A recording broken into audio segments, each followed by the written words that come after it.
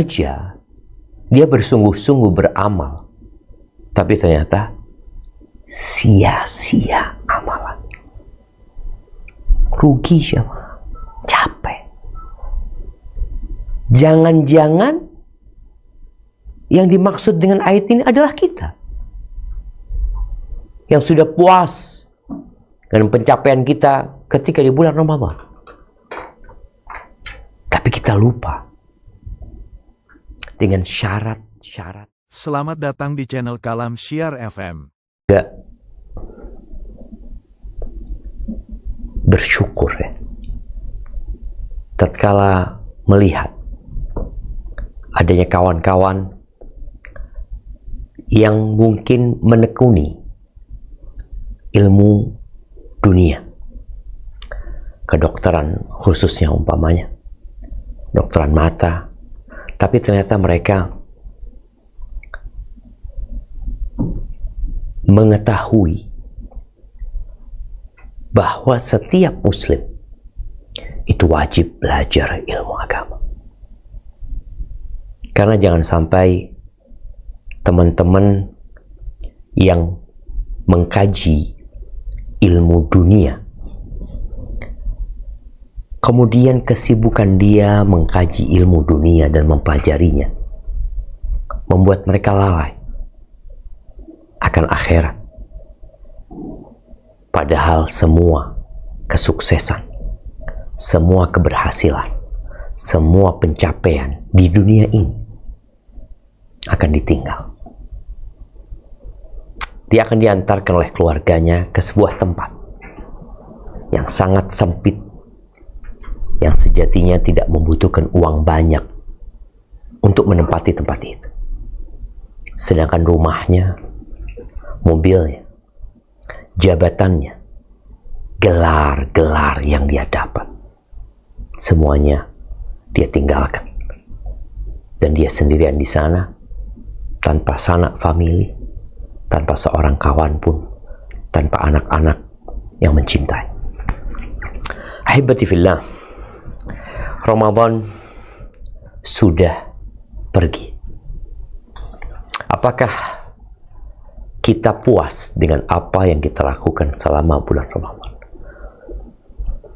Bagaimana perasaan kita? Kita seringkali mendengarkan kajian sejak sebelum Ramadan, mendengarkan peringatan-peringatan untuk menyambut bulan Ramadan.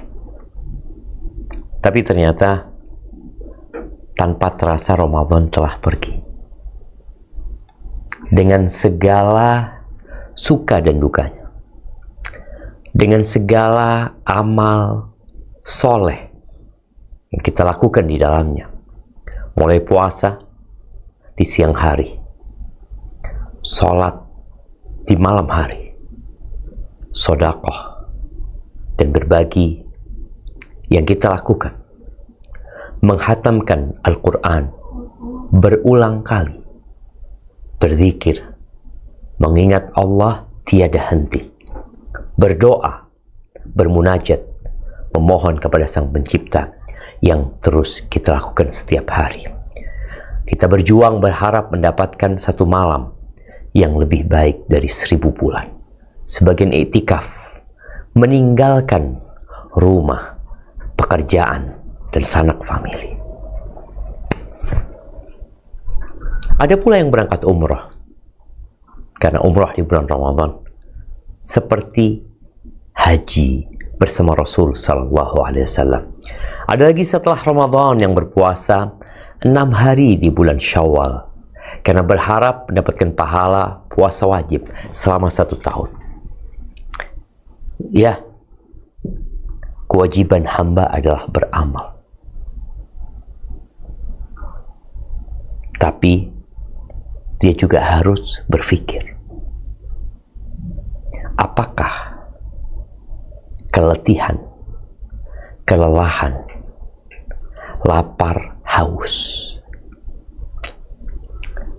yang dia rasakan selama ini diterima oleh Allah atau tidak? Rubba sa'imin hadduhu min siyamihi al-ju' wal-'atash.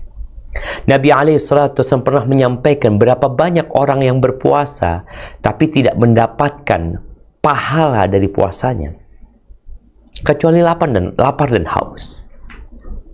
Terus apa gunanya dia puasa? Loh, kan saya sudah beramal, kan saya sudah bekerja. Iya. Apakah setiap orang yang bekerja layak mendapatkan gaji, reward? Belum tentu. Boleh jadi dia bekerja tapi kerjaannya salah. Boleh jadi dia beramal, ternyata amalannya penuh dengan riya, sum'ah. Jemaah rahimakumullah, amalan itu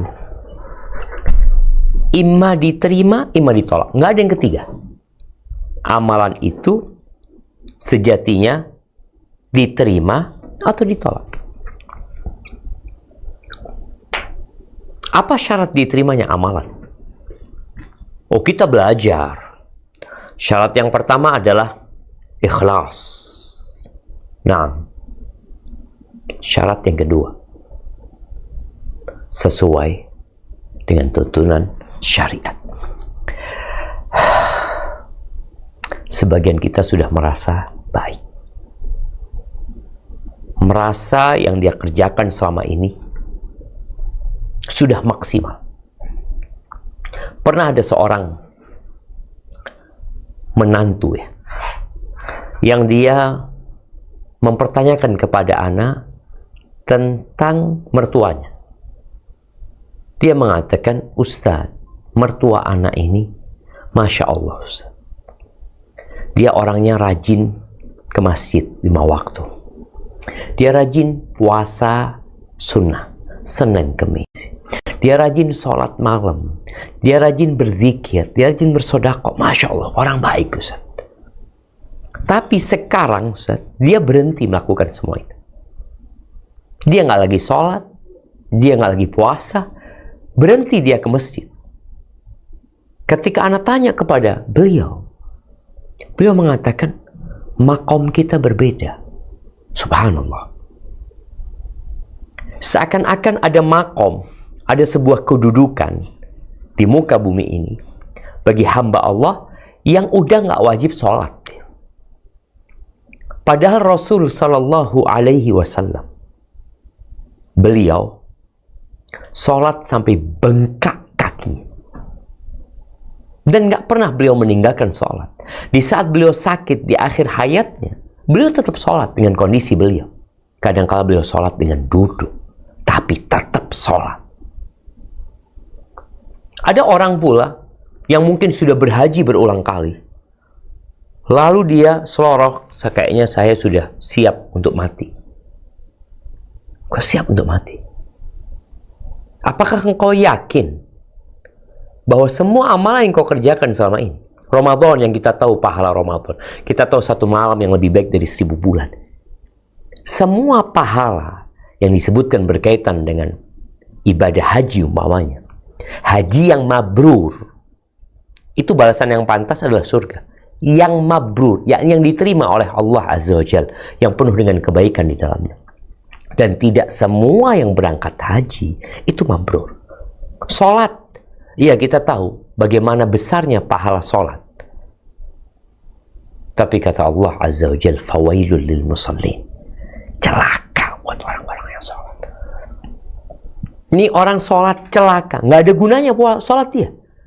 Bahkan sholatnya mengantarkan pelakunya ke neraka. Apa penyebabnya? Alladzina hum an salatihim sahun, alladzina hum yura'un. Mereka adalah orang-orang yang lalai dengan sholatnya. Dia sholat, tapi semau dia. Lalai dengan rukunnya, lalai dengan wajib-wajibnya, dengan syarat-syaratnya. Pikirnya dia, yang penting aku sholat. Alladzina hum yura'un.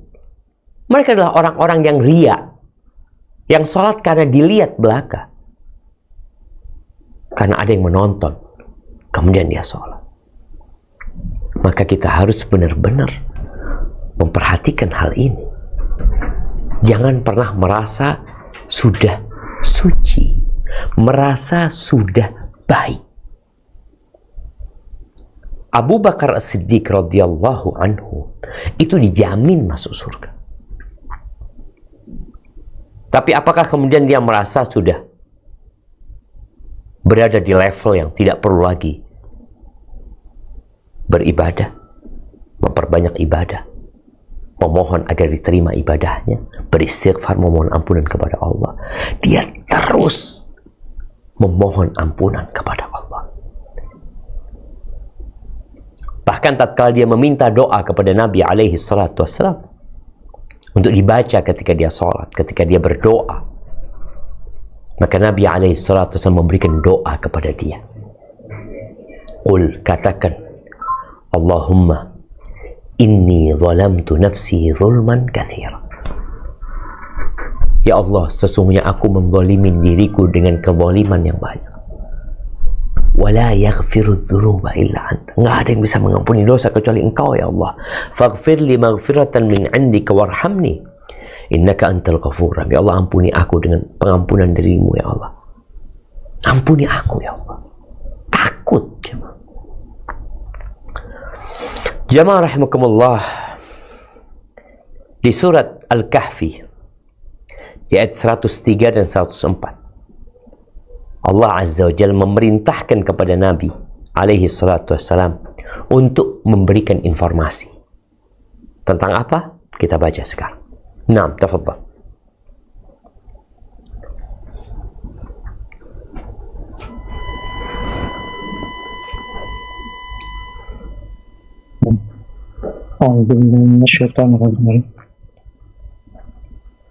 قل هل ننبئكم بالأخسرين أعمالا. Katakanlah, apakah akan kami beritahukan kepadamu tentang orang-orang yang paling merugi perbuatannya? Alladzina dhalla sa'yuhum fil hayatid dunya wa hum yahsabuna annahum yuhsinuna sun'a. Yaitu orang-orang yang telah sia-sia perbuatannya dalam kehidupan dunia ini, sedangkan mereka menyangka bahwa mereka berbuat sebaik-baiknya. Allahu Akbar. Ternyata ada orang-orang yang merasa sudah baik, yang puas dengan amalannya. Dia bekerja, dia bersungguh-sungguh beramal, tapi ternyata sia-sia amalan. Rugi siapa? Capek. Jangan-jangan yang dimaksud dengan ayat ini adalah kita yang sudah puas dengan pencapaian kita ketika di bulan Ramadan, tapi kita lupa dengan syarat-syarat dan ketentuan amalan itu diterima. Jangan-jangan ada ujub yang merupakan penghancur yang nyata untuk amalan manusia. Berbangga diri. Mungkin engkau sudah baik, tapi diterima atau tidak amalan? Ahibati fillah, di surat Al-Mu'minun ayat 60-61, Allah Azza wa Jalla menceritakan tentang adanya kelompok manusia yang mereka berlomba-lomba dalam kebaikan. Mereka bersegera melakukan ketaatan, tapi ternyata hati mereka selalu dalam kondisi takut dan khawatir tidak diterima. Bukan merasa sudah diterima. Doa kita selesai Idul Fitri, selesai Ramadan kemarin, pada saat Idul Fitri, dan sampai hari ini kita masih mendengar ucapan selamat, taqabbalallahu minna wa minkum, semoga diterima sama Allah. Iya, harapannya diterima. Kenapa? Karena belum tentu diterima. Berapa banyak orang-orang yang sudah mendaftar untuk jadi ASN. Ketika ujian, dia yakin diterima. Ketika pemberkasan, dia yakin diterima. Tapi ternyata nggak diterima. Coba kita baca firman Allah di surat Al-Mu'minun, surat orang-orang yang beriman, di ayat 60 dan 61. Tafadhal.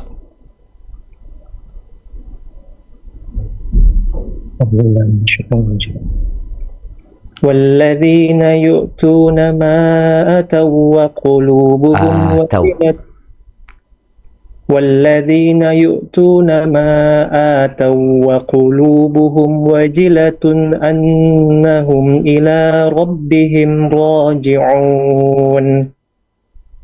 Dan orang-orang yang memberikan apa yang telah mereka berikan dengan hati yang takut, karena mereka tahu bahwa sesungguhnya mereka akan kembali kepada Tuhan mereka.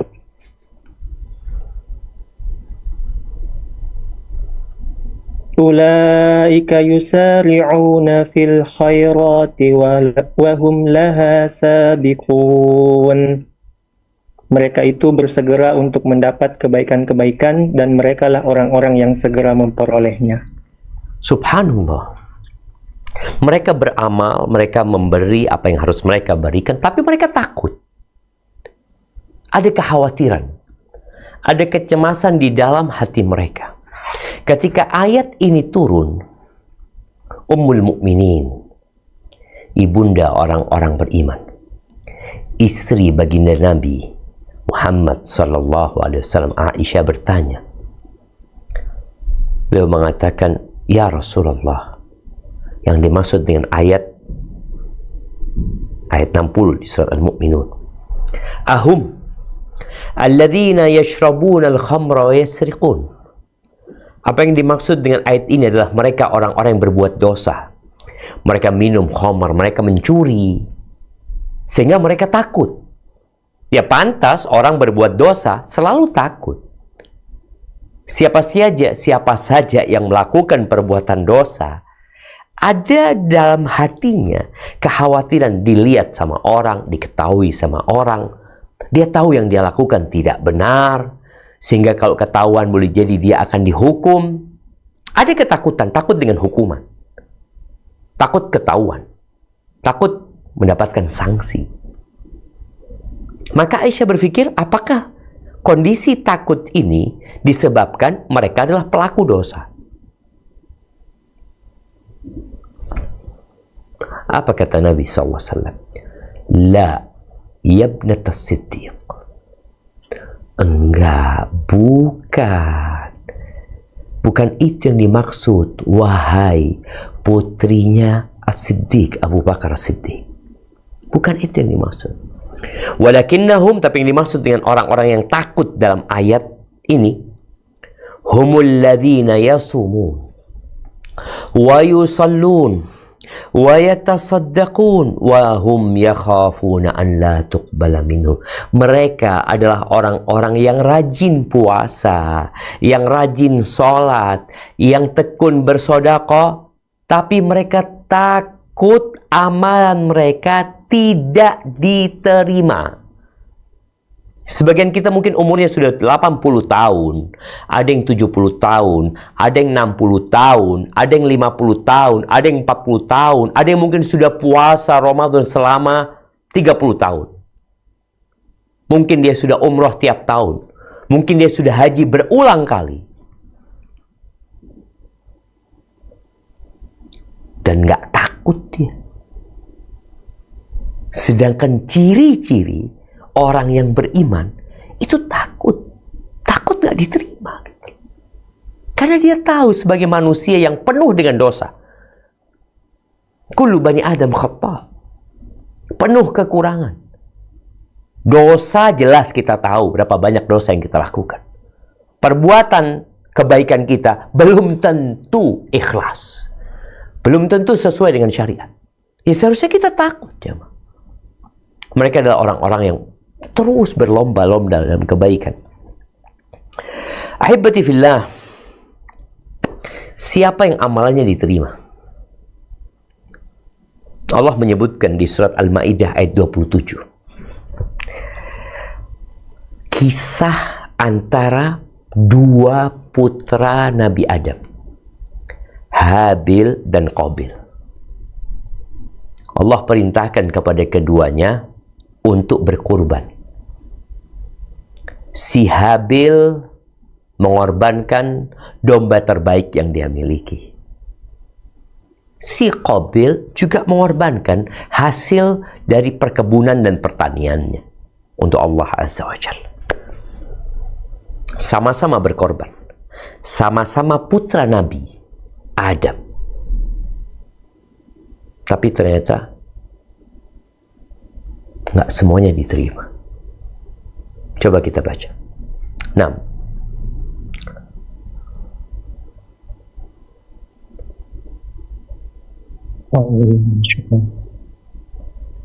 واتل عليهم نبأ ابني آدم بالحق إذ قربا قربانا فتقبل من أحدهما ولم يتقبل من الآخر قال لأقتلنك قال إنما يتقبل الله من المتقين. Ceritakanlah kepada mereka kisah kedua putra Adam, Habil dan Qabil, menurut yang sebenarnya. Ketika keduanya mempersembahkan kurban, maka diterima dari salah seorang dari mereka berdua, Habil, dan tidak diterima dari yang lain, Qabil. Ia berkata, Qabil, aku pasti membunuhmu.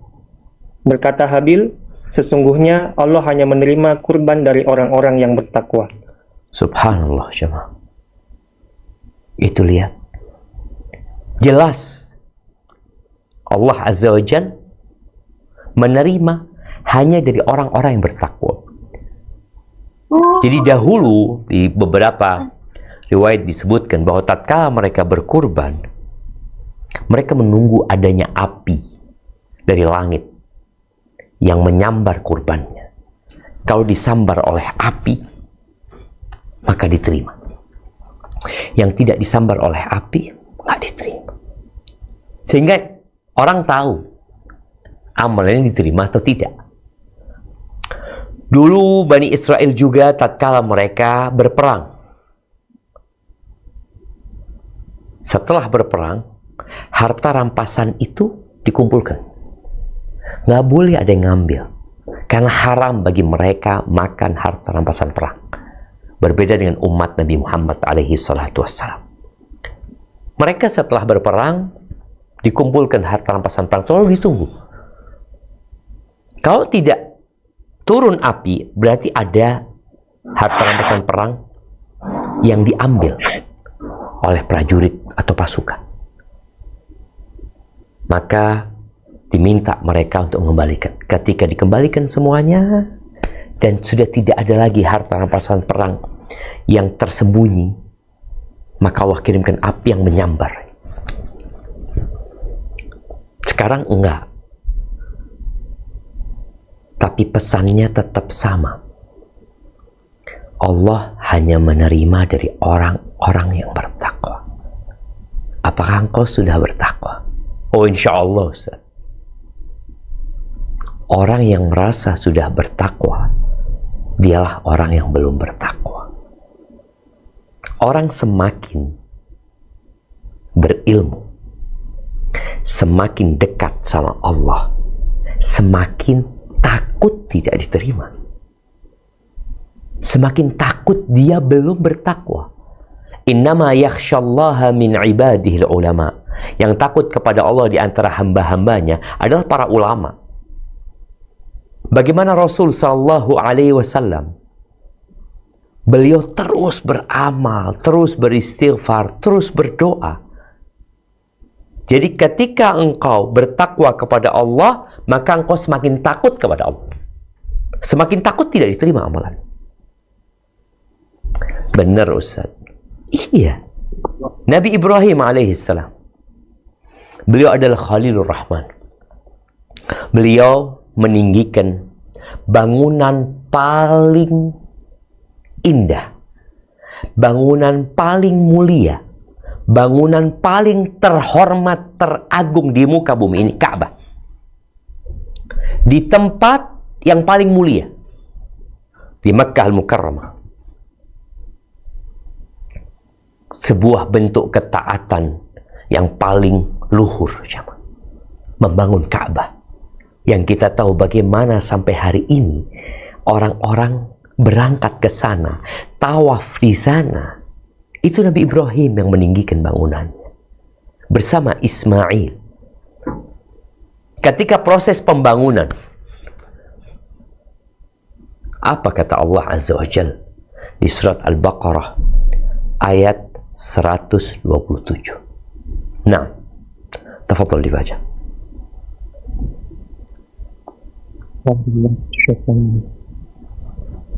وَإِذْ يَرْفَعُ إِبْرَاهِيمُ الْقَوَاعِدَ مِنَ الْبَيْتِ وَإِسْمَاعِيلُ Nah. وَإِذْ يَرْفَعُ إِبْرَاهِيمُ الْقَوَاعِدَ مِنَ الْبَيْتِ وَإِسْمَاعِيلُ رَبَّنَا تَقَبَّلْ مِنَّا إِنَّكَ أَنْتَ السَّمِيعُ الْعَلِيمُ. Dan ingatlah ketika Ibrahim meninggikan, membina dasar-dasar Baitullah bersama Ismail, seraya berdoa, ya Tuhan kami, terimalah daripada kami amalan kami, sesungguhnya Engkaulah yang maha mendengar lagi maha mengetahui. Allahu Akbar. Itu doanya Nabi Ibrahim. Beliau memohon supaya diterima. Permintaan Nabi Ibrahim ini bermuasal dari adanya rasa takut tidak diterima. Sebagian salafus saleh ketika membaca ayat ini dia meneteskan air mata sambil berkata, ma balu khalilillah, ada apa sama kekasih Allah, yarfa'u qawaidal bait, dia meninggikan bangunan Ka'bah, wa yakhaf alla yuqbal minhu, dengan kondisi takut amalannya tidak diterima. Takut tidak diterima. Tidak kemudian ada kebanggaan, ujub dengan dirinya. Aku yang bangun masjid ini, aku yang menyumbang sekolah ini, aku. Ada sebagian kita yang meninggikan dirinya. Boleh jadi nggak diterima amalan. Nabi Ibrahim takut tidak diterima. Ketika Nabi Ibrahim berdoa, beribadah kepada Allah Azza wa Jalla untuk dirinya dan anak keturunannya. Lalu apa kata beliau? Allah ceritakan di surat Ibrahim ayat 40. Naam, tafadhal.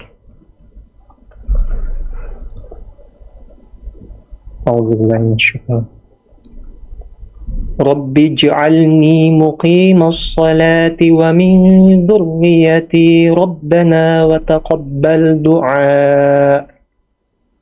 Ya Tuhanku, jadikanlah aku dan anak cucuku orang-orang yang tetap mendirikan salat. Ya Tuhan kami, perkenankanlah doaku.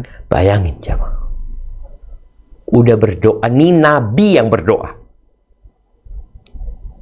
Sebagian kita berpikir ya udahlah mustajab doanya, pasti dikabulkan sama Allah.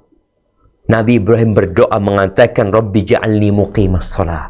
Ya Allah, jadikan aku orang yang mendirikan salat dan dari anak-anak keturunanku. Rabbana, wahai Rabb kami, wa taqabbal du'a. Taqabbal. Ya Allah, terimalah ya Allah doa kami ya Allah. Perkenankan doa kami ya Allah. Ada kekhawatiran tidak dikabulkan. Ada kekhawatiran tidak diterima. Ini Nabi Ibrahim alaihissalam. Dan Allah ceritakan di dalam Al-Quran tentang keluarga Imran. Di surat Ali Imran. Bagaimana ketika istrinya Imran bernazar. Yang kemudian dia punya anak nanti. Namanya Maryam. Yang kemudian Maryam ini punya anak tanpa bapa yang namanya Isa alaihissalam. Ini perempuan soleha. Dari keluarga baik-baik, dari keluarga yang mereka berkhidmat ke Baitullah, ke Masjidil Aqsa sana jemaah. Apa doa dia tatkala dia bernazar? Nah, silakan dibaca di surat Ali Imran ayat 35.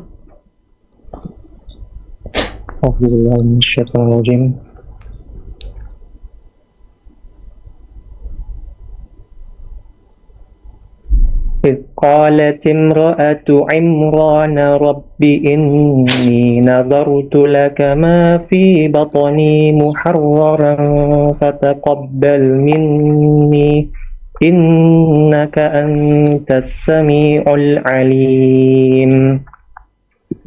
Ingatlah ketika istri Imran berkata, "Ya Tuhanku, sesungguhnya aku menazarkan kepada Engkau anak yang dalam kandunganku menjadi hamba yang saleh dan berkhidmat di Baitul Maqdis. Karena itu terimalah nazar itu daripadaku, sesungguhnya Engkaulah yang maha mendengar lagi maha mengetahui." Allahu Akbar. Takut tidak diterimanya. Dia tahu Allah maha mendengar dengan doa dan maha mengetahui dengan kondisi hati dia, dengan kondisi dirinya. Maka dia minta, Allah terimalah dari kami ya Allah, terimalah dari kami ya Allah. Sekali lagi, semakin engkau bertakwa, semakin engkau takut amalanmu tidak diterima. Nabi kita Muhammad alaihi salatu wassalam, tatkala beliau hendak berkurban, beliau mengatakan Bismillah, dengan nama Allah, Allahumma taqabbal min Muhammad wa min ummati Muhammad. Ya Allah, terimalah ya Allah dari Muhammad dan dari umatnya Muhammad sallallahu alaihi wasallam. Dan di antara doa dan permohonan beliau mengatakan Rabbi taqabbal taubati. Ya Allah, terimalah taubatku ya Allah. Itu Nabi. Sebagian kita dulu pelaku dosa, kemudian dia bertobat. Lalu dia merasa, saya sudah tobat, selesai sudah dosa-dosa saya. Allah maha menerima tobat. Iya, betul. Tapi belum tentu tobatmu diterima. Seharusnya ada rasa takut gitu. Boleh jadi nggak diterima tobatku sama Allah. Maka ya Allah, terimalah tobatku ya Allah. Nabi berdoa itu. Rasulullah Sallallahu Alaihi Wasallam pernah menegur ya, orang-orang yang tergesa-gesa menghukumi diterimanya amalan seseorang. Ketika Uthman bin Mad'un ya, Uthman bin Mad'un ini saudara sesusu Nabi alaihi salatu wassalam. Dia termasuk sahabat pertama dari kalangan muhajirin yang meninggal di kota Madinah setelah hijrah. Dikuburkan di Baqi. Ketika dia meninggal dunia, ibunya berkata, ya ibunya tahu dengan anak, ibunya cinta sama anak. Lalu dia mengatakan, syahadati alaika Abas Sa'ib laqad akramakallah. Kesaksianku buat engkau wahai Abu Sa'ib. Ini kunyahnya Uthman. Engkau telah dimuliakan oleh Allah. Laqad akramakallah. Engkau telah dimuliakan oleh Allah. Nabi tidak membiarkan ucapan ibundanya. Beliau mengatakan kepada ibundanya, "Wa ma yudriki annallah akramahu." Dari mana engkau tahu kalau Allah memuliakan dia? Dari mana engkau tahu? Fa wallahi wa ana Rasulullah sallallahu alaihi wasallam wa ma adri ma yuf'alu bi. Demi Allah, aku ini utusan Allah. Dan aku tidak tahu apa yang akan diperlakukan kepada aku nantinya. Aku nggak tahu. Artinya jangan mudah menvonis orang ahlul jannah, fulan orang ya sudah masuk surga, diampuni dosa-dosanya. Loh, nggak tahu kita. Thumma qala wa inni la arju lahul khair. Aku berharap kebaikan buat dia. Jadi kita berharap kepada Allah. Tidak kita menvonis fulan ahlul jannah. Enggak. Kita berharap insya Allah semoga masuk surga fulan. Semoga diampuni dosa-dosanya. Makanya ketika ada orang meninggal, alim ulama meninggal dunia, tokoh agama, orang soleh di kampung di negeri kita meninggal dunia, Imam Masjidil Haram, Imam Masjid Nabawi meninggal dunia. Apa doa kita buat dia ketika kita sholatin?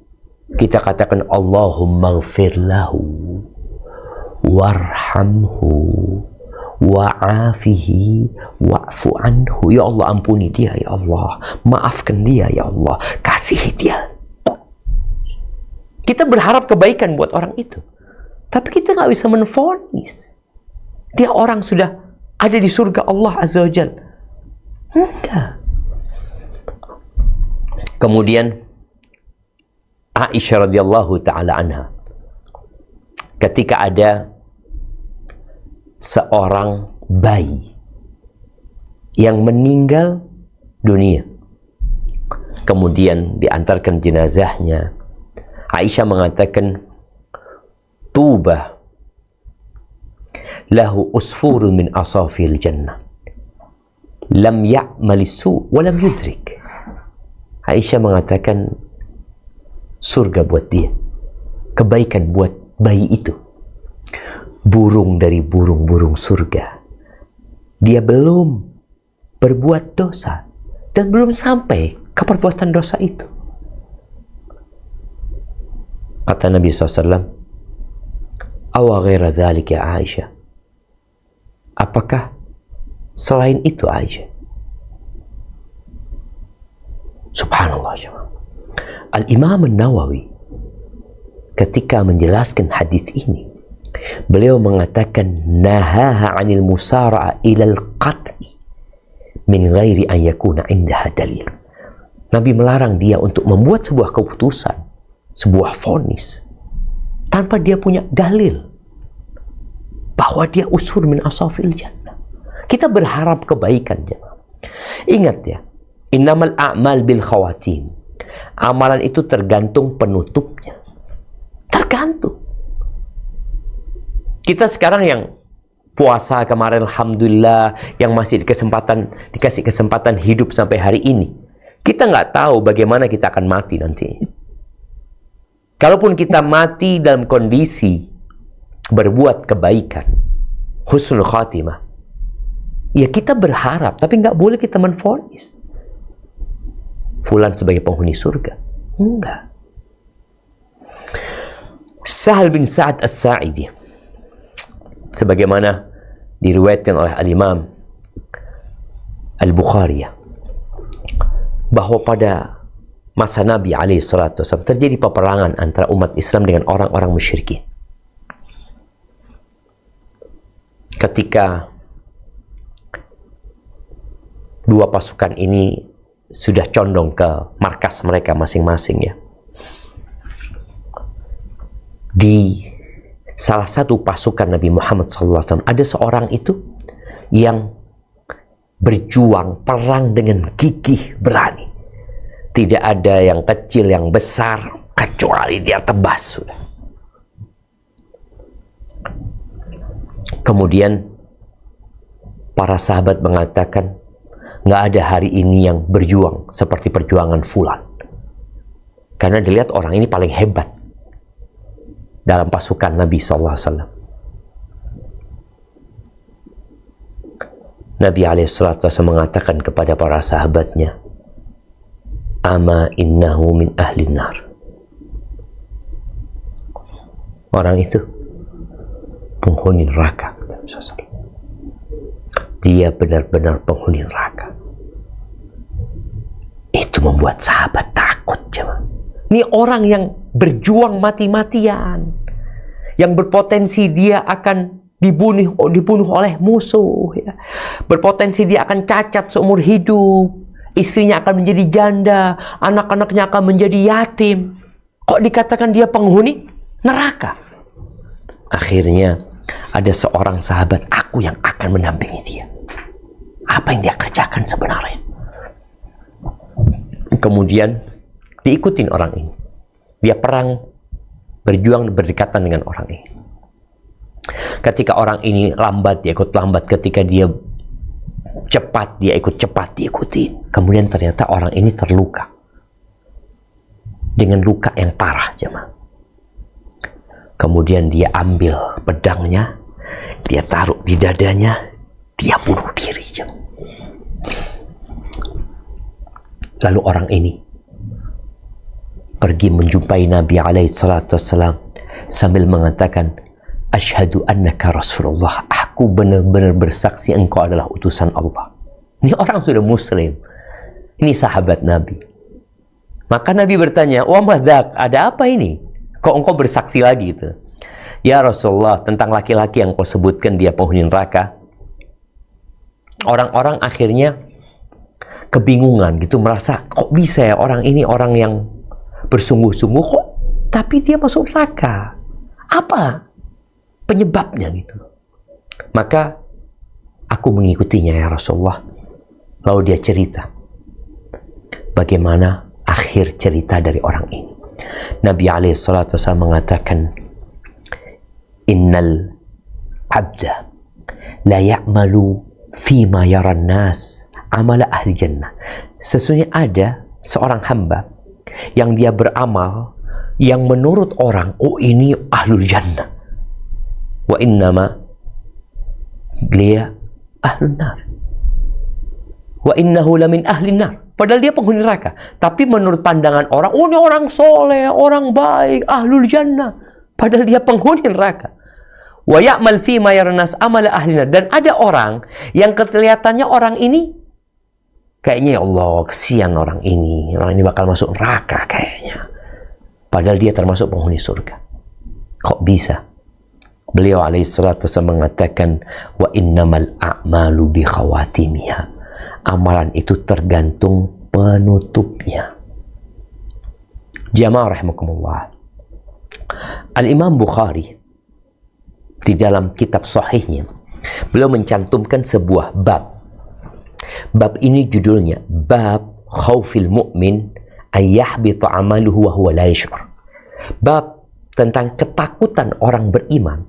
Dia takut amalannya gugur, amalannya tidak diterima dalam kondisi dia nggak sadar. Artinya dia sekarang nggak sadar. Dia merasa sudah baik. Tahu-tahu nanti ketika dibangkitkan di hari kiamat, tatkala proses persidangan, ternyata amalan dia batal. Nggak diterima.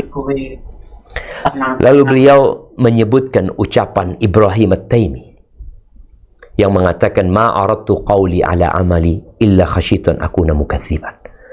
Tidaklah aku memaparkan ucapanku di atas perbuatan ini, omonganku, ini amalanku, kecuali aku takut kayaknya aku ini nggak benar-benar beriman.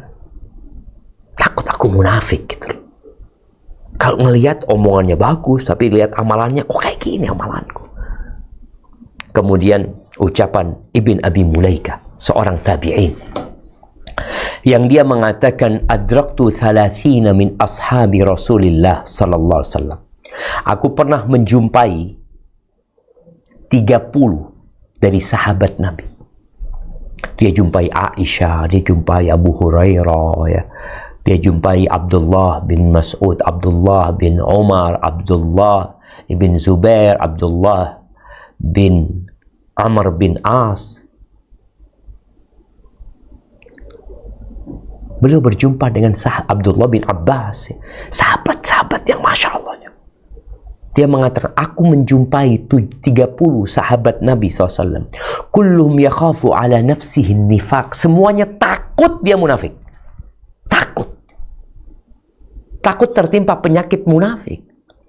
Ma minhum ahadun yaqulu innahu ala imani Jibril wa Mikail. Nggak ada di antara mereka yang merasa imannya seperti imannya Jibril, imannya Mikail, nggak ada.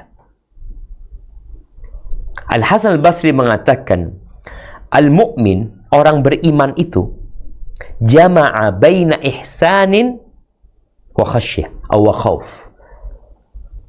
Orang mukmin itu menggabungkan antara terus berbuat baik ya, terus beramal soleh plus rasa takut.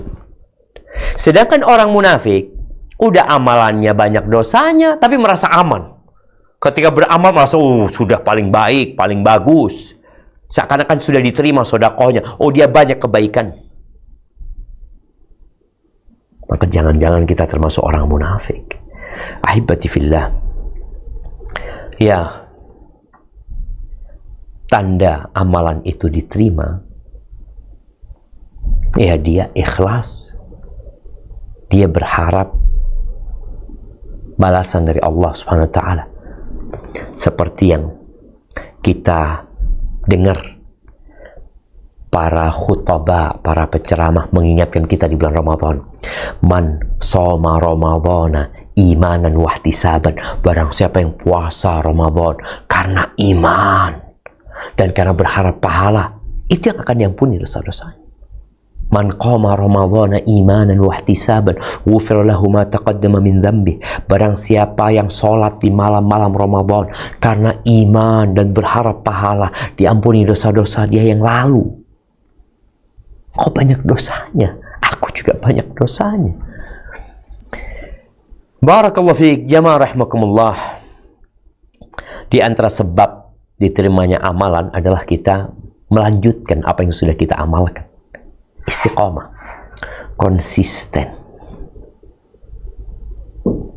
Amalan yang paling dicintai Allah adalah yang terus dilakukan oleh hamba walaupun hanya sedikit. Karena itu menunjukkan dia cinta sama amalan. Dia cinta sama Allah Azza wa Jalla. Oke, puasa Ramadan udah, puasa sunnah lah kok. Baca Quran kok di bulan Ramadan hatam berulang kali. Sekarang baca lagi Al-Qurannya. Jangan ditutup. Sedekahmu jangan berhenti. Sholat malammu terus sholat malam. Walaupun sedikit. Kemarin 11, kemarin 23. Sekarang udah berapa engkau mampunya? 9, 7, 5. Tapi terus engkau jaga. Dan engkau merasakan lezatnya ibadah enggak? Engkau merasa terbebani dengan ibadah atau engkau merasakan nikmat ibadah? Ada orang yang terbebani dengan ibadah, aduh capek, ruwet, ini, itu. Tapi ada orang, ya Allah Ustaz, Alhamdulillah Ustaz, anak kok sekarang enak baca Quran Ustaz. Bahkan anak rindu baca Quran. Alhamdulillah Ustaz, anak sekarang ya yang awalnya mungkin banyak berbuat dosa setelah Ramadan, alhamdulillah Ustaz, ana berusaha untuk menjauhin perbuatan dosa. Pokoknya dia menikmatin ibadah. Kalau dia menikmatin ibadah, kemudian dia bisa istiqomah, semoga amalan diterima. Plus tadi, rasa takut tidak diterima harus selalu mendampingi dia. Hindari makanan yang haram ya. Karena termasuk ditolaknya doa seseorang adalah gara-gara makan yang haram. Allah itu maha baik dan Allah tidak menerima kecuali yang baik. Jamaah rahimakumullah, setelah Ramadan pergi, maka teruslah memperbanyak zikir. Karena di bulan Ramadan Allah menciptakan kondisi yang mendukung kita untuk mendekatkan diri kepada Allah Azza wa Jalla. Kita nggak akan bisa beribadah di bulan Syawal seperti ibadah kita di bulan Ramadan, nggak bisa. Kondisinya sibuk dengan dunia kita, sama keluarga kita. Kita juga nggak puasa 1 bulan penuh. Maka tolong perbanyak zikrullah. Karena zikir ini yang akan menyelamatkan kita dari godaan-godaan setan yang sudah dilepas. Semoga dengan kita memperbanyak zikir, kita terjaga dari godaan-godaan syaitan. Itu mungkin dapat Ana sampaikan. Taqabbalallahu minna wa minkum ya. Semoga Allah menerima dari kami dan dari antum semuanya. Ana kembalikan ke host kita untuk memandu jalannya tanya jawab. Jazakumullah khair. Jazakallah khair Ustaz atas penyampaian materinya. Selanjutnya kita masuk ke sesi tanya jawab. Ingatkan kembali kepada peserta kajian, jika ada yang ingin bertanya, boleh raise hand atau menuliskan di kolom chat sebelum kami nanti akan unmute atau bisa di unmute langsung jika ada yang sudah siap bertanya. Ada.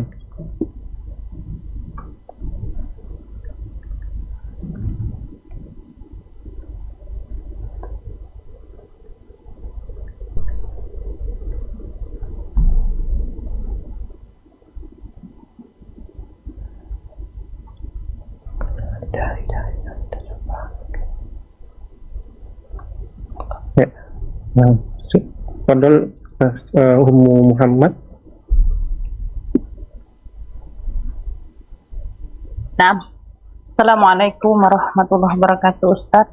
Waalaikumsalam warahmatullahi wabarakatuh. Ahsanallah.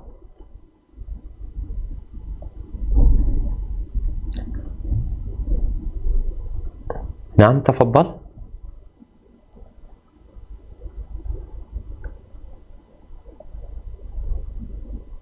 Allah nanti akan menunaikan ibadah haji begitu, Ustaz ya. Nah, beliau tuh ingin sekali supaya bisa Afan, tadi sempat terputus ya. Bisa diulangi? Nah, Ustaz, apa? Begini Ustaz, jadi ada seseorang yang insya Allah akan menunaikan ibadah haji yang akan Subhanallah, yang akan datang ini Ustaz. Nah, jadi orang itu takut sekali amalannya tidak diterima. Jadi beliau berusaha untuk bisa berangkat melalui KBIH Sunnah begitu ya. Tetapi untuk ikut ke KBIH Sunnah itu beliau harus mutasi. Dikarenakan di harus tempat apa? beliau mutasi. Oke. Ya. Nah, dikarenakan di tempat beliau tinggal itu qadarullah belum ada KBIH Sunnah. Sementara persyaratan untuk mutasi itu harus pindah domisili, pindah pekerjaan, ikut mahram. Dan yang keempatnya tidak boleh dengan alasan ikut KBIH. Kemudian dari pihak KBIH tempat beliau yang ingin ikuti itu menyarankan untuk memalsukan data dengan seakan-akan beliau itu pindah domisili begitu Ustaz ya. Beliau ini jadi ragu, kenapa beliau harus berbohong sementara beliau ingin menunaikan ibadah. Berarti beliau berbohong nih, tetapi beliau berpikir lagi apakah ini tidak mengapa karena ini peraturan manusia bukan peraturan Allah begitu ya. Nah, kemudian dari berbohong itu juga harus menyogok Ustadz, menyogok dengan pihak yang akan mengurusi hal tersebut, memberikan uang sejumlah uang agar usul tersebut bisa dinaikkan dan nanti dikabulkan begitu. Mohon pencerahannya Ustadz, bagaimana sebaiknya? Jazakumullah khairan. Assalamualaikum warahmatullahi wabarakatuh. Waalaikumsalam warahmatullahi wabarakatuh. Naam, jamaah rahimakumullah ya. Setiap Muslim sebelum dia beribadah maka hendaklah dia berilmu terlebih dahulu. Sehingga ya, ana ingin memberikan arahan kepada semua jemaah haji yang akan berangkat. Yang kita tahu dari Indonesia mungkin ada 220.000 yang akan melaksanakan ibadah haji setiap tahunnya. Maka tolong ketika melakukan ibadah haji yang merupakan rukun Islam, yang boleh jadi itu adalah haji dia yang pertama dan terakhir ya, hendaklah dia benar-benar memastikan dia menjalankan ibadah sesuai dengan syariat, sesuai dengan aturan dari Nabi Muhammad SAW. Karena beliau mengatakan khudu anni manasikakum, ambillah dari aku tata cara ibadah haji kalian. Jadi bukan hanya yang penting saya haji, yang penting saya berangkat ke tanah suci, tidak. Karena ada orang yang berangkat tapi nggak mabrur, nggak diterima hajinya. Maka hendaklah dia benar-benar terus belajar, mengkaji ya. Semoga Allah memberikan kemudahan baginya. Kemudian yang kedua, ibadah haji ini ibadah masing-masing, bukan ibadah kelompok. Sehingga kalau tadi disampaikan mereka itu 220.000 ini kan berangkatnya dengan apa istilahnya, kloter ya. Kloter yang sudah ditetapkan oleh pemerintah. Ada dari Jember ada berapa kloter, mungkin dari Jakarta, dari Surabaya, dari berbagai tempat. Mereka dikumpulkan menjadi satu. Di sana ada pembimbingnya, di sana ada ketua kelompok karom ya, ketua rombongan, ada karu, ada ketua regu umpamanya. Yang semua ini sebenarnya bukan untuk memimpin jalannya ibadah, enggak. Mereka bukan imam. Karena ibadah haji ini bukan ibadah berjamaah seperti sholat. Kalau imamnya mengatakan waladhdallin, kita mengatakan amin. Kalau imamnya ruku, kita harus ruku. Tapi haji enggak. Sehingga kalau dikatakan tadi, bagaimana supaya dia dapat KBIH sunnah? Kalau dia nggak bisa, tadi dikarenakan prosesnya ada pelanggaran-pelanggaran, nggak usah. Terus gimana? Bertakwalah kepada Allah sesuai kemampuanmu. Berusaha untuk mengkaji, mempelajari, sehingga ketika nanti di sana, laksanakan yang sesuai dengan sunnah. Bagaimana proses tawafnya, bagaimana proses sa'inya, bagaimana ketika di Arafah nanti. Jadi dia tahu apa yang dilakukan ketika di Arafah. Ketika kelompoknya umpamanya pergi meninggalkan Arafah sebelum matahari terbenam, dia sudah pergi meninggalkan Arafah. Dia jangan pergi. Dia tunggu. Lu gimana nanti kita tersesat? Di sini pelajari dulu. Nanti dari sana kemana? Oh, ke Muzdalifah. Ada orang yang berjalan kaki ke Muzdalifah. Betul. Nggak ikut rombongan. Nggak apa-apa. Dia berjalan kaki. Mungkin dia berdua, mungkin dia bertiga, mungkin dia dengan beberapa orang yang mau. Nanti akan ketemu di tenda di Mina. Ketika nanti di Mina pelemparan jumroh, yang mungkin ada yang melempar sebelum zawal, sesudah zawal ya. Memang ada khilaf. Taib. Kita berusaha untuk yang paling sempurna ketika kita bisa melakukan itu. Maka nasihat Anda nggak harus melakukan tadi hal-hal yang melanggar ketika dia bisa tetap beribadah sesuai dengan sunnah, walaupun bersama kelompok-kelompok yang memang mungkin belum pada ngaji. Dan semoga keberadaan engkau di kelompok tersebut atau di kloter-kloter tersebut, keberadaan yang penuh dengan berkah. Engkau bisa memberikan warna yang indah buat mereka. Hadza wallahu a'lam bissawab. Nah, barakallahu fikum. Selanjutnya izinkan saya bacakan satu dulu Ustaz dari chat Zoom dari salah satu penanya. Bismillah, barakallahu fikum Ustaz. Assalamualaikum warahmatullahi wabarakatuh. Izin bertanya, apakah kalau sudah puasa Syawal tidak diperbolehkan puasa Ayyamul Bid? Jazakallahu khairan. gimana kalau sudah puasa Syawal nggak boleh puasa Ayyamul Bid? Iya. Nah, Ahibati fillah, kalau kita bicara puasa, ya, puasa itu ada yang minimal, ada yang maksimal. Memang di bulan Syawal ini kita dianjurkan puasa 6 hari. Itu minimal. Puasa Syawal ya 6 hari. Gitu. Tapi ketika orang ini mau puasa Senin Kemis, jadi kalau dia puasa Senin Kemis, dia akan dapat 8 hari berarti. Senin Kemis, Senin Kemis, Senin Kemis, Senin Kemis, 8 hari. Apakah ketika dia dapat 6 dia nggak boleh lagi puasa Senin Kemis berikutnya? Boleh, nggak ada masalah. Tapi puasa Syawal tetap 6 hari. Bagaimana dengan Ayyamul Bid?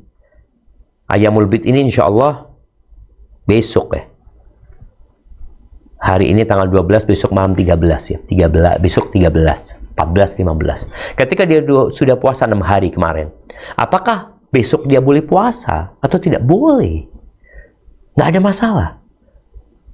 Kalau dia belum puasa Syawal, dia boleh menggabungkan niat Ayyamul Bid dan puasa Syawal. Jadi dia tetap puasa di 13, 14, 15 dengan niat puasa Syawal juga gitu.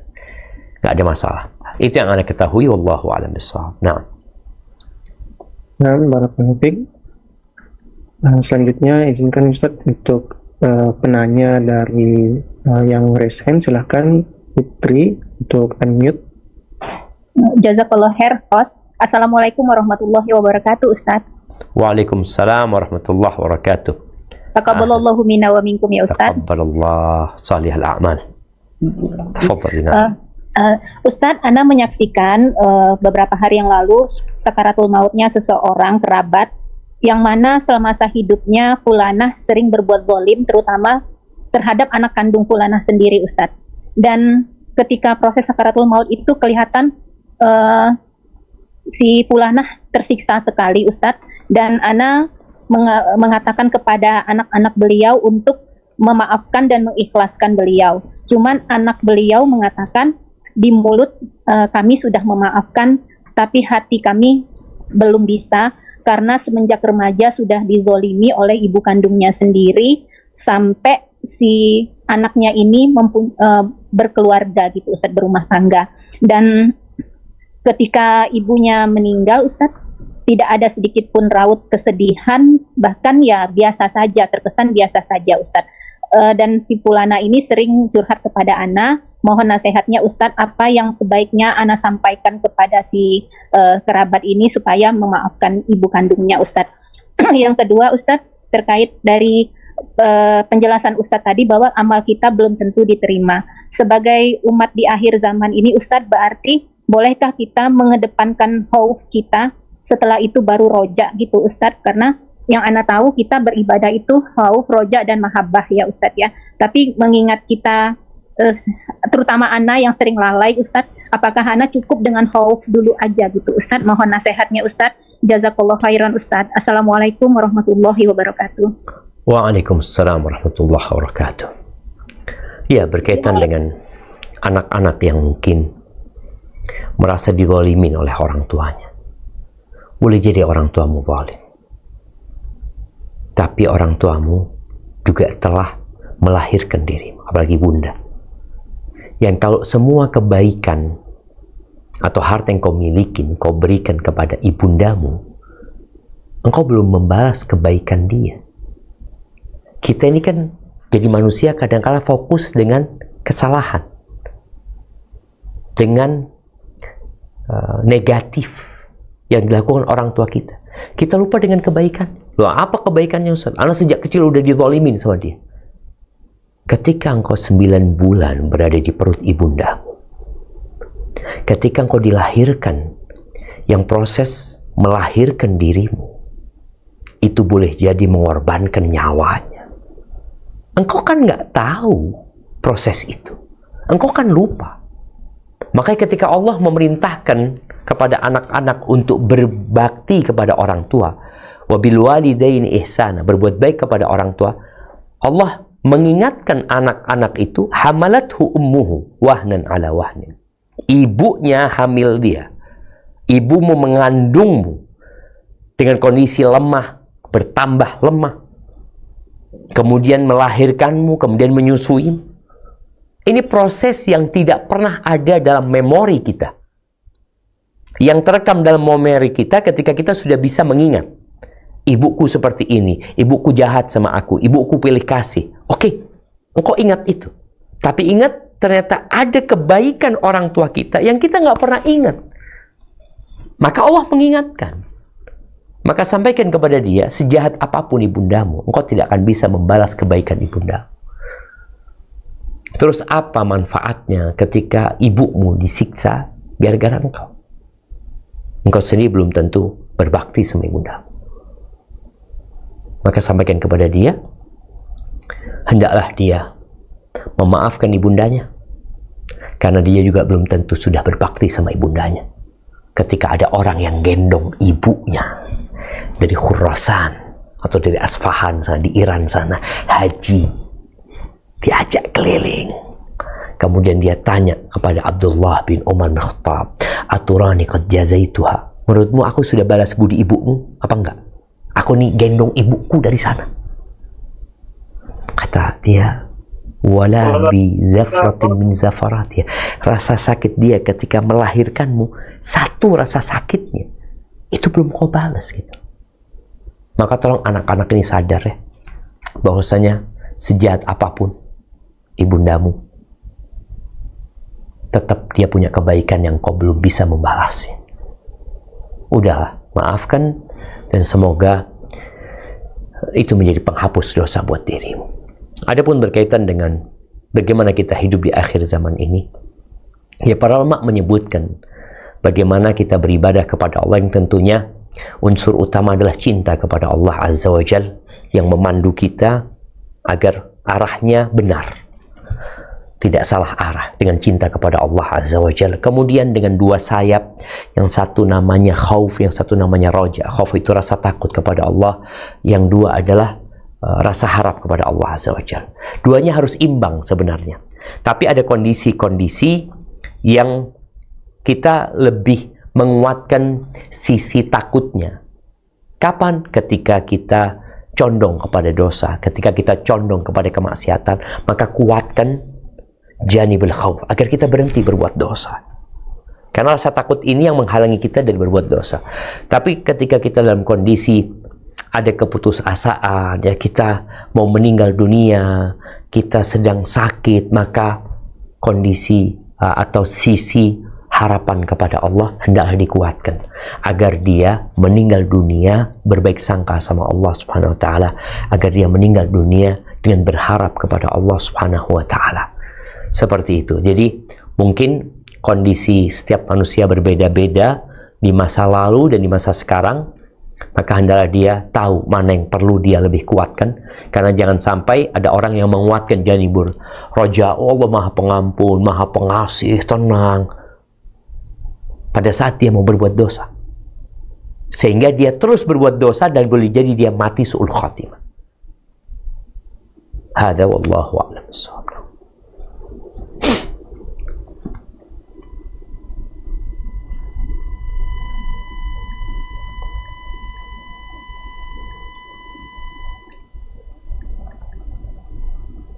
Akan terakhir.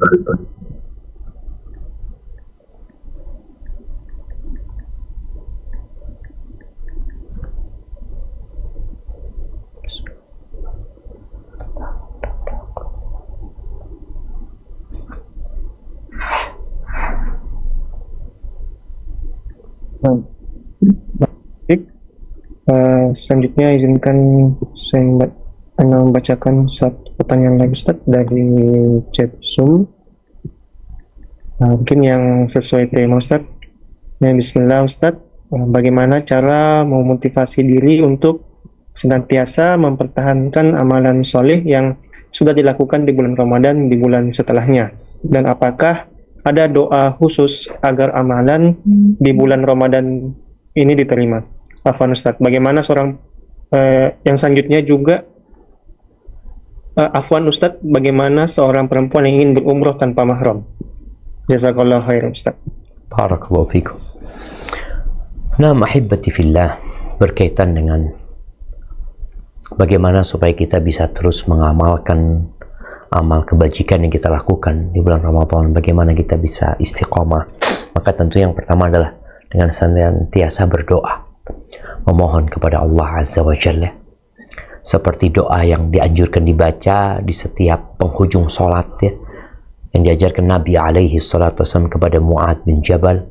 Allahumma a'inni ala dzikrika wa syukrika wa husni ibadatik. Ya Allah, bantulah aku ya Allah untuk senantiasa mengingatmu, bersyukur kepadamu dan beribadah yang baik. Perbanyak doa, mohon sama Allah Azza wa Jalla agar kita dibantu, karena tanpa pertolongan Allah kita nggak akan bisa istiqomah. Oleh karena itu, tatkala kita mendengar panggilan adzan, hayya 'alas shalah, hayya 'alal falah, yang merupakan panggilan untuk kita beraksi, ya, melaksanakan sholat, apa jawaban kita? La haula wa la quwata illa billah. Kemudian doa, ya hayyu ya qayyum birahmatika astaghith aslih li sya'ni kullahu wa la takilni ila nafsi tarfat ain. Wahai yang maha hidup dan mengurusin kehidupan ini, perbaiki urusanku semuanya. Dengan rahmatmu aku meminta pertolongan. Perbaiki semua urusanku dan jangan kau serahkan aku kepada diriku sendiri sekejap mata pun. Jangan ya Allah. Karena kita ini memang lemah. Ketika Allah serahkan kita kepada diri kita, hancur kita, binasa saja. Maka minta kepada Allah agar kita senantiasa dijaga sama Allah, bersandar kepada Allah Subhanahu wa ta'ala. Kemudian agar kita istiqamah, jangan berlebih-lebihan dalam beribadah. Kita nggak akan bisa seperti di bulan Ramadan, tapi paling tidak ya kita berusaha untuk punya amalan-amalan di setiap amal kebajikan yang kita lakukan di bulan Ramadan. Baca Quran, kalau di sana kita bisa sehari mau baca 10 juz, 3 malam khatam. Jangan memaksakan diri di Syawal untuk melakukan itu umpamanya. Karena akhirnya kita akan mental gitu loh.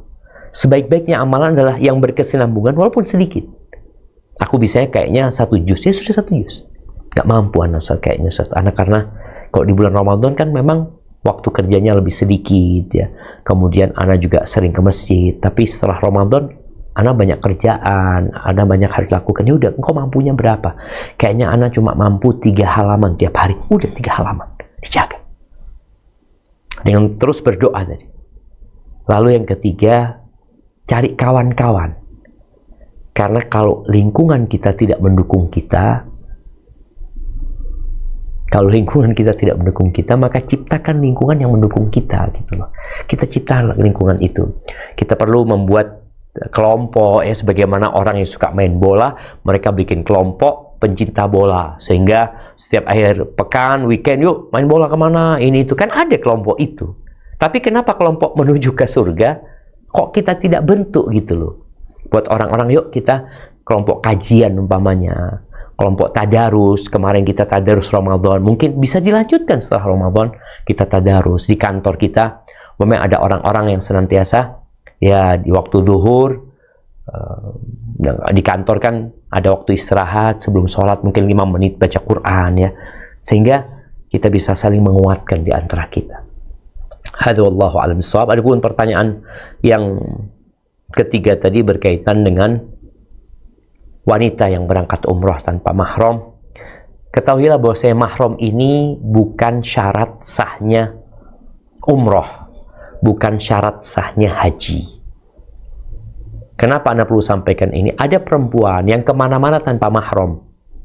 Artinya ketika dia safar, dia dari Makassar berangkat ke Surabaya, dari Makassar berangkat ke Bone, dari Makassar berangkat ke Kendari. Dia tanpa mahram kemana selama ini. Tahu-tahu ketika umroh dia tanya, harus pakai mahram loh. Engkau selama ini safar tanpa mahram. Jadi, mahram itu bukan syarat sahnya umroh. Tapi Nabi SAW mengatakan, la tusafirul mar'ah illa ma'adhi mahram. Janganlah perempuan itu safar kecuali dengan mahramnya. Jadi bukan umroh, bukan haji, tapi safarnya. Ketika engkau kemana-mana tanpa mahram, kemudian umroh engkau tanya pertanyaan ini, sebenarnya kurang tepat. Kurang tepat. Jadi kalau engkau kemana-mana tanpa mahram, kemudian engkau mau berangkat umroh tanpa mahram, engkau bingung, maka seharusnya engkau memperbanyak taubat dan istighfar. Kok ternyata selama ini sebenarnya aku nggak boleh melakukan itu gitu loh. Maka yang mau safar berusahalah untuk ada mahramnya. Ketika nggak ada mahramnya, karena kondisi yang memang mengharuskan dia safar, ya tafadhol, dengan catatan adanya keamanan, artinya itu kondisi-kondisi darurat, dan semoga Allah mengampuni dosa-dosa kita semuanya. Hadza wallahu a'lam bishawab. Nah, mungkin kita ke pertanyaan terakhir. Nah, Ustaz, izin Anda bacakan mungkin pertanyaan terakhir. Ini masih berkaitan dengan tema juga terkait bagaimana untuk pelaksanaan puasa Syawal bagi yang telah sebelumnya mengamalkan puasa Daud, Ustaz. Jazakallahu khairan. Barakallahu fikum. Iya, bagi yang puasa Daud umpamanya, ya udah dia niatkan di 6 hari itu niatnya puasa Syawal. Karena puasa Daudnya dilakukan di bulan Syawal. Jadi nggak ada masalah dia mau puasa Daud terus, tapi niatkan ketika dia, karena innamal a'malu binniyat wa innama likulli imri'in ma nawa. Amalan itu tergantung niatnya dan semua akan mendapatkan apa yang dia niatkan. Ketika dia niat puasa Daud dan dia biasa puasa Daud, ya silahkan dia puasa Daud, tapi di 6 harinya dia niatkan puasa Syawal. Sebagaimana ketika dia puasa Daudnya ketemu hari Senin, dia niat puasa hari Senin. Ketika puasa Daudnya ketemu hari Kamis, dia niat puasa hari Kamis. Ketika ketemu dengan Ayyamul Bid, dia dapat juga insya Allah ketika dia niatkan puasa Ayyamul Bid. Tapi tetap tuh, sehari puasa, sehari berbuka, sehari puasa, sehari berbuka. Jadi buat teman-teman yang punya kebiasaannya, atau dia punya ibadah yang biasa dia lakukan, seperti puasa Daud, silahkan dia tetap puasa Daud, tapi di 6 harinya diniatkan puasa Syawal. Karena Nabi SAW mengatakan, man shoma Ramadan thumma atba'ahu sittan min Syawal, barang siapa yang puasa Ramadan kemudian diikutin dengan 6 hari di bulan Syawal, dia seakan-akan puasa 1 tahun ya. Puasa wajib 1 tahun. Maka buat teman-teman yang punya kemampuan dan kesempatan, tolong jangan meremehkan pahala yang besar ini. Kita disuruh berlomba-lomba dalam kebaikan. Dan di depan kita ada kebaikan yang besar sekali. Tapi memang nggak wajib. Sekali lagi ingat, tidak wajib. Itu hanya sunnah. Dan amalan sunnah itu dicintai Allah apabila kita sudah menjalankan yang wajib. Maka tolong naiklah derajatmu. Kalau selama ini Anda sebenarnya nggak pernah puasa sunnah, Ustaz. Anda bertahun-tahun hanya puasa Ramadan. Ya Alhamdulillah tahun ini puasalah 6 hari di bulan Syawal ini. Orang kadang-kala dia ya karena ingin diet, ingin sehat, dikasih nasihat untuk puasa, intermittent fasting ya, dia lakukan itu. Tapi ketika urusan akhirat, dia malah nggak semangat. Barakallahu fiik, jamaah, itu yang dapat Anda sampaikan pada kesempatan kali ini. Sekali lagi Anda terima kasih kepada semua jamaah yang bisa hadir, khususnya teman-teman di Unhas ya, Universitas Hasanuddin Makassar di Fakultas Kedokteran, prodi dokter mata masalah. Semoga Allah membalas kebaikan antum karena ini kajian pertama kita ya. Iya, ini kajian pertama kita sejak libur Ramadan, 10 hari terakhir libur, kemudian Syawal libur kajian ya. Ini pertama kali kayaknya Ana masuk ke studio untuk kajian bersama antum. Maka Ana ucapkan jazakumullah khair. Semoga Allah membalas kebaikan antum dengan kebaikan yang lebih banyak sekali. Sampai berjumpa kembali. Semoga senantiasa dalam lindungan ilahi. Ingat, ini akhir Jumat ya.